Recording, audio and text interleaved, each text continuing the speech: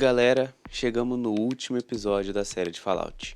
Foi muito legal poder trazer para vocês essas análises detalhadas sobre os episódios. E se você gostou muito dessa série, eu tenho muitos vídeos planejados falando sobre a história da franquia, explicando o final e muitas outras coisas que possam ter passado despercebido na hora que você estava assistindo a série. E lembrando que se você gostar do vídeo, não esquece de se inscrever no canal e de deixar o seu gostei para apoiar a nossa comunidade que só vem crescendo. Muito obrigado mesmo a todos por apoiarem o canal. A gente já ultrapassou os 1.200 inscritos e eu tô muito feliz com isso. Obrigado mesmo. Agora sem mais enrolação, bora começar a análise do último episódio da série de Fallout. O episódio começa com Maximus sendo transportado de Vertbird por dois cavaleiros da Irmandade. Eles vão até a cidade de Philly, que foi tomada completamente pela Irmandade do Aço, que eliminou qualquer resistência que houvesse pelos moradores. O Maximus é julgado pelo ancião clérigo, que pergunta onde estava o Titus. O Maximus responde que ele está morto e entrega a cabeça para o ancião. O ancião diz que essa não é a primeira vez que um irmão da unidade do Maximus cai na desgraça. Eles verificam pelo artefato na cabeça, mas não encontram nada. Os cavaleiros então ajoelham Maximus e começam a se preparar para executá-lo, mas ele grita por misericórdia, dizendo que consegue levar a Irmandade até a cabeça.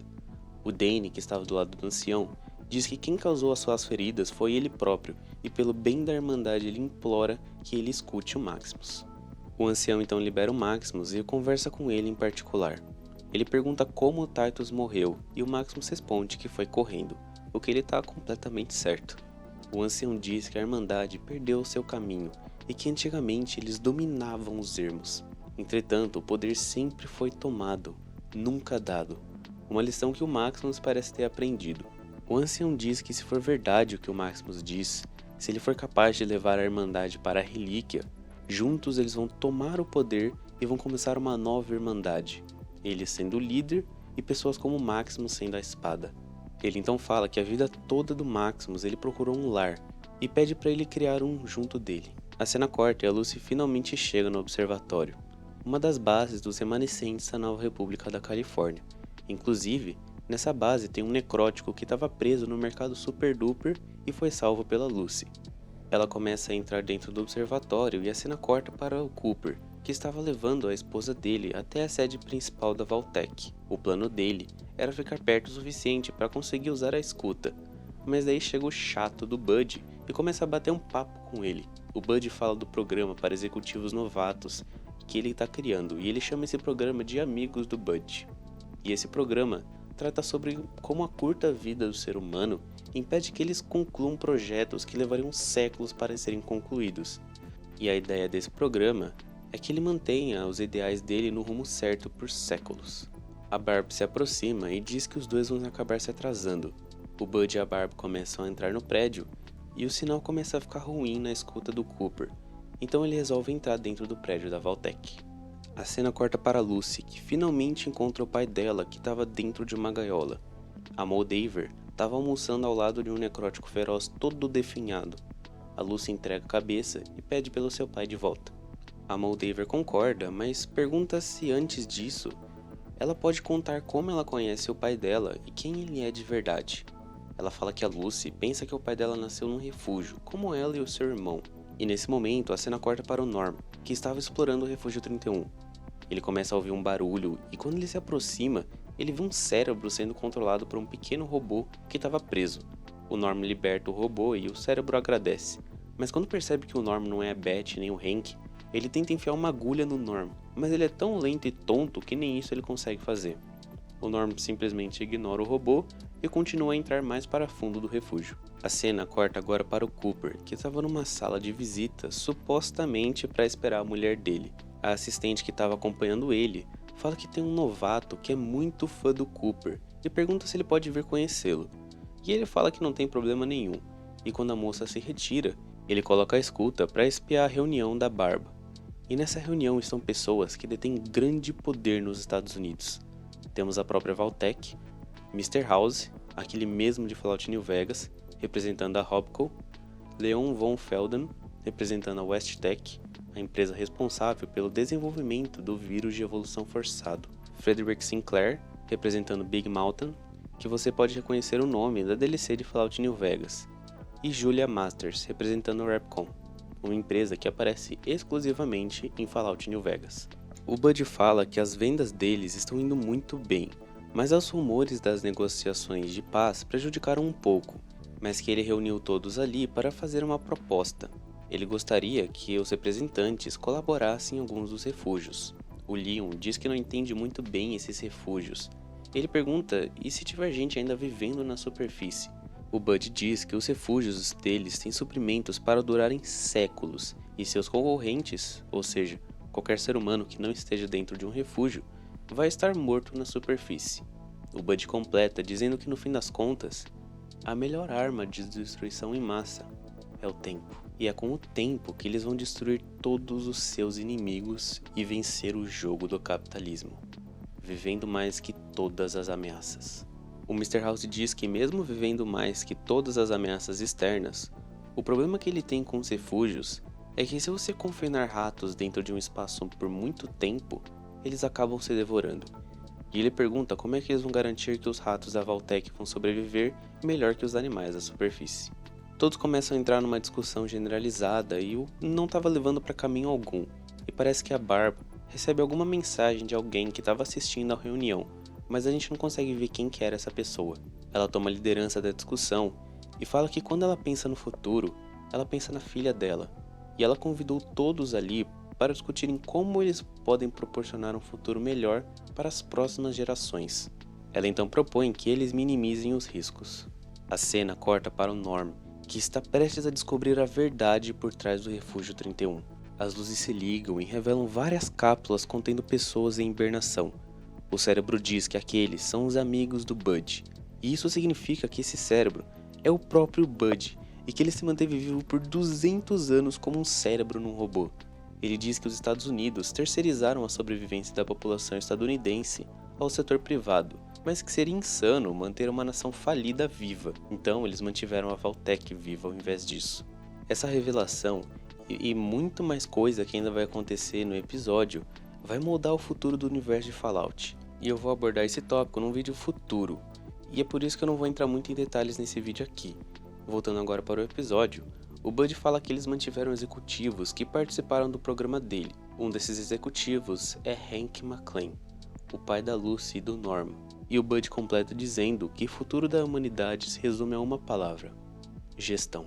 A Barb fala sobre a ideia do Bud de 3 refúgios interconectados, mas ela pede ajuda de todos na mesa para mais ideias de refúgio, porque foi a competição que tornou a empresa deles excelentes, e ela propõe levar essa competição como a solução deles. Ela diz que cada um deles vai ter acesso a vários dos mais de 100 refúgios da Vault-Tec espalhados por todos os Estados Unidos, e eles podem colocar em prática as próprias ideias sobre como criar as condições perfeitas para a humanidade.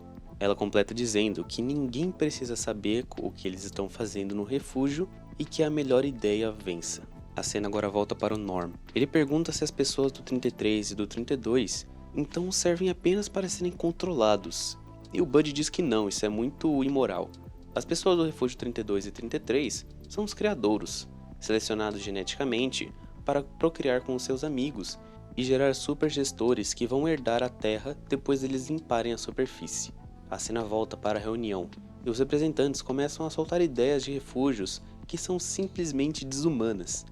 Intencionalmente superlotar um refúgio para as pessoas competirem pela sobrevivência, e uma das ideias dos representantes da West-Tec é usarem os habitantes de um refúgio para desenvolverem soldados supermutantes, que é exatamente o experimento do refúgio 87 de Fallout 3.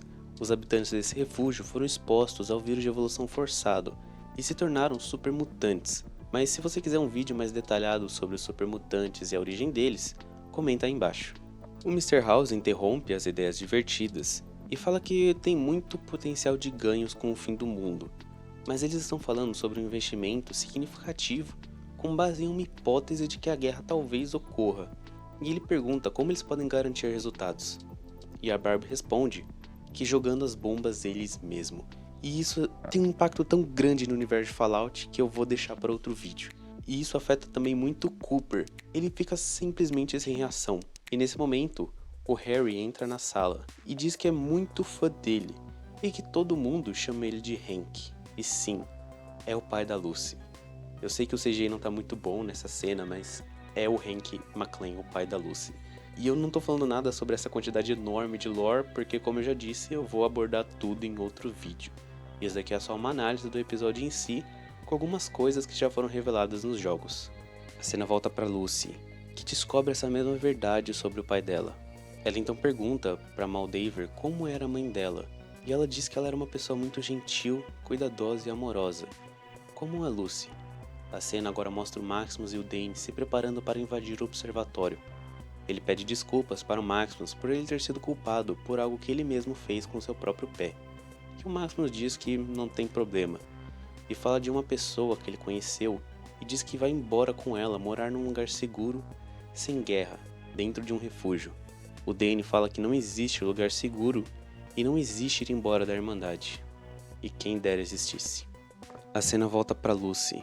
A Moldaver diz que a mãe dela descobriu que algo estava desviando a água do refúgio, e só com isso ela deduziu que talvez a civilização tivesse retornado na superfície. Quando ela compartilhou isso com o marido, o Hank não acreditou e disse para ela não falar sobre isso com ninguém, mas a mãe dela fugiu e levou junto os filhos, e do lado de fora, eles encontraram uma cidade maravilhosa chamada Shady Sands. O Hank foi atrás deles, mas quando ela se recusou a voltar, ele pegou os filhos e destruiu toda a cidade. A Lucy fica completamente abalada com toda a verdade, e a Moldaver começa a falar sobre o que ela trouxe na cabeça do Will Zig, que é a fusão a frio. É energia infinita, e aquilo pode construir um mundo melhor, mas apenas um lacaio fiel da Vault-Tec sabe o código necessário para ativar a fusão a frio, e é por isso que ela precisa do pai da Lucy. A Lucy pergunta o que aconteceu com a mãe dela, e a Moldaver diz que acha que ela sabe.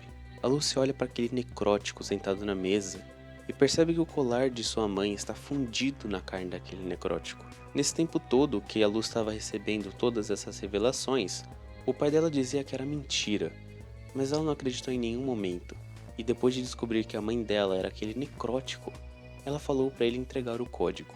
O Hank demora, mas acaba cedendo, e ativa a fusão a frio. A cena volta para o Norm, que depois de descobrir toda a verdade, ele tenta ir embora, mas o Bud não permite, e diz que só vai deixá-lo ir embora depois que todos puderem ir para a superfície, e que ele sugere que o Norm espere na cápsula do pai dele, e ele agora se vê diante de uma decisão que vai mudar a vida dele por completo. A cena agora volta para Lucy. O pai dela diz que fez o que era necessário para salvar o povo deles, e a Moldaver não é diferente dele. Nesse momento chega a Irmandade e a luta pelo controle do observatório começa. A NRC consegue destruir os Vertbirds, mas não é nem o suficiente para parar o ataque da Irmandade, que aos poucos vão conseguindo dominar todo o observatório. Mas quando os soldados da Irmandade conseguem entrar dentro do observatório, eles são surpreendidos pelo Ghoul, que começa a falar da época em que ele mesmo usava armadura potente, e ele comenta sobre uma falha de soldagem que tinha na T-45, logo abaixo do peitoral, e que ele tinha suas dúvidas se eles consertaram essa falha ou não no modelo T-60. Ele então dá um tiro no Cavaleiro da Irmandade e o mata com apenas isso, um tiro. Ele então tira o reator de fusão que proporcionava energia e as luzes desligam, e aos poucos ele vai matando os soldados da Irmandade. Dentre esses soldados estava o Maximus, mas ele abandonou seus companheiros para encontrar a Lucy, e quando ele chega, o Maximus liberta o pai dela e chega até a Lucy. E nesse momento ela conta que foi o pai dela quem destruiu Shady Sands, e nesse meio tempo, o pai dela vestiu uma armadura potente de um cavaleiro morto que tinha entrado na sala antes do Maximus. E quando o Maximus descobre o que o pai dela fez, ele tenta com tudo dar uma porrada nele, mas ele leva um na cabeça e acaba desmaiando. Também não tinha como lutar contra uma armadura potente. A Lucy pega a arma e aponta para o seu pai, mas ele diz que ela não vai machucar ele. Afinal, ela veio até aqui justamente por ele. Mas é nesse momento que o Ghoul aparece e mete uma bala na bochecha do Hank. Ele diz que quando a Lucy tinha contado que o seu sobrenome é McClane, ele não podia nem acreditar que era aquele McClane. Ele continua se aproximando e o Hank recuando. O Ghoul diz que esperou 200 anos para fazer uma pergunta para alguém. Ele então aponta a arma para o Hank e pergunta onde está a família dele. O Hank não responde e foge usando a armadura potente. A Lucy tenta acordar o Maximus, mas ele não reage. O Ghoul olha para o horizonte e diz que parece um caos. mas sempre tem alguém no comando. E é com essa pessoa que ele quer conversar. E é para esse lugar que o pai da Lucy está indo. E que ele deixou ele viver porque é mais fácil rastrear ele do que perguntar para onde ele estava indo. Ele então pergunta se a Lucy quer saber como ele conhece o pai dela e diz que basicamente tudo do mundinho dela foi definido há mais de 200 anos atrás. O Ghoul diz que ela pode ficar ali ao lado do Maximus, mas ela vai ser morta pela Irmandade quando eles dominarem o local. Ou ela pode conhecer os seus criadores. A Lucy olha para a pistola no chão, pega e atira na sua mãe. O Ghoul pergunta se ela está vindo. E depois de tentar fazer o Maximus acordar e falhar, ela segue o Ghoul. Mais tarde, nesse mesmo dia, o Maximus acaba acordando e procura pela Lucy, mas ela já foi embora faz tempo. A Moldaver entra na sala e se senta ao lado da Rose. Ela consegue ver a ativação da fusão a frio, proporcionando energia para toda a cidade de Los Angeles. Ela pergunta para o Maximus o que ele acha que a Irmandade faria com energia infinita. Ela fala que ele pode parar a Irmandade, ou talvez ele não consiga, ou que talvez ele só possa tentar. E essas foram as últimas palavras da Moldaver. E depois disso, os outros soldados da Irmandade entram, e o Danny levanta a mão do Maximus e faz todo mundo saudar ele como um novo cavaleiro da Irmandade do Aço. A cena final mostra o Ghoul, a Lucy e o Dogmeat perto do letreiro de Hollywood, e o pai da Lucy chegando nas proximidades da cidade de New Vegas. E assim termina o 8º episódio da série. Comentem o que vocês acharam do final da série, e eu tenho alguns vídeos planejados em que eu vou explicar cada detalhe que não foi explicado direito e que você talvez não tenha entendido, ou que de fato não tem explicação mesmo. E se você não quer perder esses vídeos e muitos outros vídeos da franquia de Fallout, é só se inscrever no canal. E se você quer ver mais vídeos de Fallout, é só clicar nessa playlist aqui, e logo abaixo dela tá o meu vídeo de Fallout mais recente. Espero mesmo que tenha gostado, e eu vejo você no próximo vídeo, andarilho.